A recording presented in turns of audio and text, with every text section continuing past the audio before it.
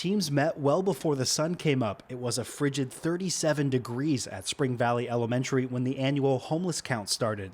It's just nice to know where people are experiencing homelessness, and any data that we can get on that is great. Brian Gruters and Bryce Mihalik from People Assisting the Homeless joined the count in the Spring Valley area. Unlike downtown or near the beaches, East County is more spread out, so teams have to drive around to find people. That's where on-the-ground knowledge comes in handy. Mihalik works in Spring Valley every day. So having a little bit of more expertise in the area and understanding this area a little bit better can be able to help out the volunteers understand this area. It's in the region's best interest to have an accurate count. Federal and state homeless funding are tied to the number of people on the streets and in shelters.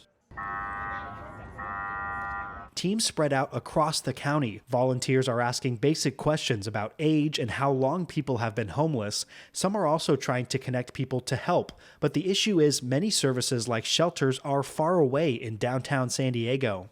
We're here in the city of San Diego, and we appreciate the partnership with the council members and the mayor, but all the cities. When you're ready to do this, the county will be there to be your partner. As you identify a location, we'll step up. In Spring Valley, teams spoke to one man who said he'd be interested in shelter, but doesn't want to leave his hometown. I think for someone like that, the idea of moving to downtown to live in a shelter is, I mean, you may as well ask him to move to Iowa. It's just he doesn't want to go there. Outreach specialists say not everyone is the same, and some homeless have different needs than others. We have some guys that have been out here for a very long time and they really don't ask for anything. You know, then you have guys that are new due to COVID and just the economical situation that's happening now. They'll ask for different services like rent assistance or transportation, you know, if they're living in their car. The count didn't happen last year because of the pandemic. In 2020, just over 7,600 people were found to be homeless, with about half of them on the streets.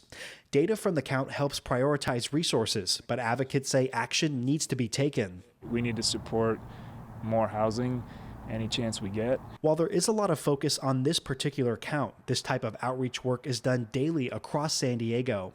Matt Hoffman, KPBS News.